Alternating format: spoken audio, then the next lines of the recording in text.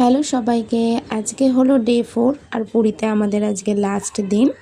আমরা সকালবেলা রেডি হয়ে নিচে চলে গেছিলাম হোটেলে চেক আউট করার জন্য, কারণ আমাদের চেক আউট টাইম ছিল 8টা সকাল।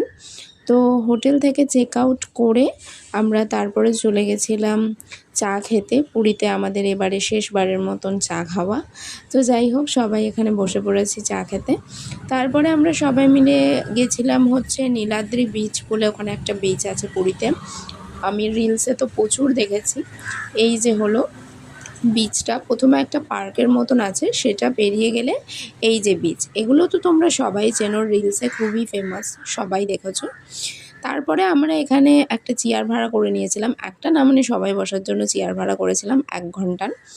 তারপরে ওখানে কিছুটা সময় কাটিয়ে ওখান থেকে বেরিয়ে আমরা আবার চলে এসেছিলাম হোটেলে। অ্যাকচুয়ালি আমাদের ট্রেন হচ্ছে বন্দে ভারত, পুরী থেকে ছিল 1:40-এ।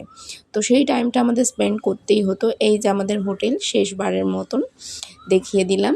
তারপরে আমরা লাঞ্চ করে নিয়ে আমরা উঠেছিলাম হচ্ছে অটোতে, গেলাম হচ্ছে পুরী স্টেশন। আর এই যে হচ্ছে পুরী স্টেশনে আমরা চলে এসেছি। তারপর আমরা কিছু খাবার দাবার প্যাক করছিলাম। অ্যাকচুয়ালি আমরা বন্দে ভারতের যে টিকিটটা কেটেছিলাম ওটা মিল অ্যাড করে আমরা নিইনি, তো আমাদের ওখান থেকে খাবার প্রোভাইড করবে না। এই যে হচ্ছে বন্দে ভারত চলে এসছে, আর আমরা আমাদের সিট দেখে নিয়ে বসে পড়েছি সবাই বন্দে ভারতে। তো ফার্স্ট টাইম এটা আমাদের ছিল বন্দে ভারতে জার্নি।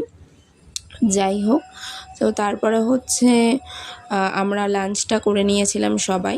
আমাদের হাওড়াতে হচ্ছে বন্দে ভারত নামাবে 8:30। তো যাই হোক, তারপরে আমরা বাইরের দৃশ্য দেখতে দেখতে সবাই একটা ঘুম দিয়ে নিলাম। হাওড়াতে নেমেই আমার আর ক্লিপ নেওয়া হয়নি, কারণ ওখানে ক্যাব বুক করার একটা রাশ থাকে। তো ক্যাব আমরা পেয়ে গেছি ফাইনালি, রওনা দিলাম বাড়ির উদ্দেশ্যে। 2026-এর মতন পুরীর ট্রিপ তো আমাদের কমপ্লিট হয়ে গেল। তো এই হলো আমাদের পুরীর ট্রিপ। টাটা সবাইকে, আর ব্লগ দেখার জন্য থ্যাংক ইউ।